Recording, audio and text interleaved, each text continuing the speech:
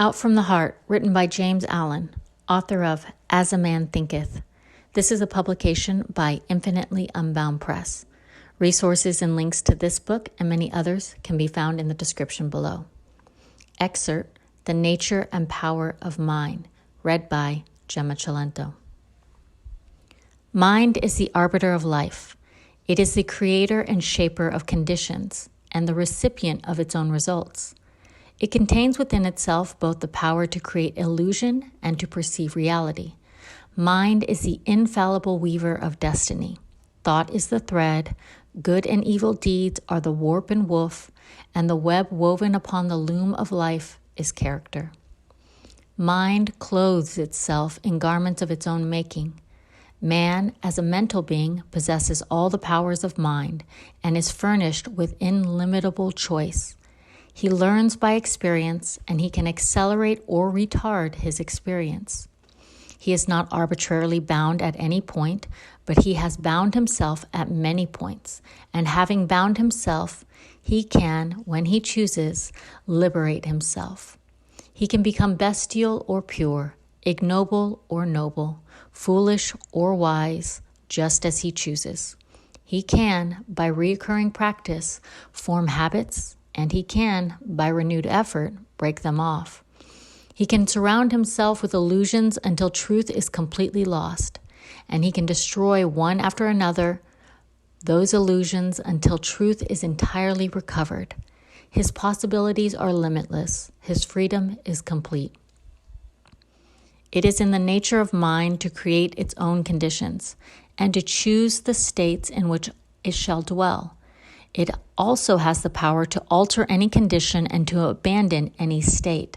And this it is continually doing as it gathers knowledge of state after state by repeated choice and exhaustive experience. Inward processes of thought make up the sum of character and life, and man can modify and alter these processes by bringing will and effort to bear upon them. The bonds of habit, impotence, and sin are self-made and can only be destroyed by one's self. They exist nowhere but in one's mind, and although they are directly related to outward things, they have no real existence in those things. The outer is molded and vivified by the inner, and never the inner by the outer.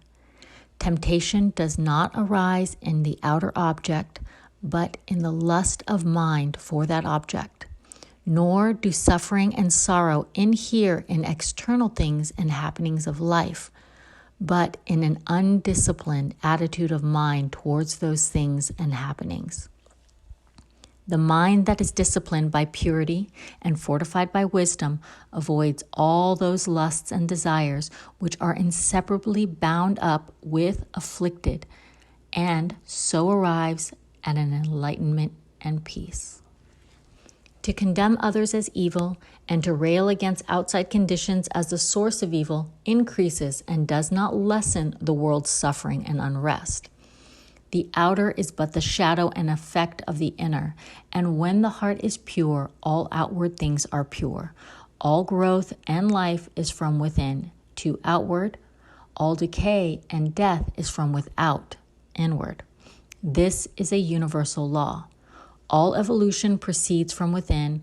All adjustments must take place within.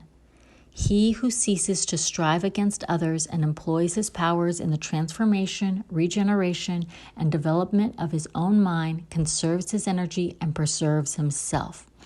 And as he succeeds in harmonizing his own mind, he leads others by consideration and charity into a like blessed state. For not by assuming authority and guidance over other minds is the way of enlightenment and peace discovered, but by exercising a lawful authority over one's own mind and by guiding oneself in pathways of steadfast and lofty virtue. A man's life proceeds from his heart, his mind. He has compounded that mind by his own thoughts and deeds. It is in his power to refashion that mind by his choice of thought. He can therefore transform his life. And let us see how this is to be done.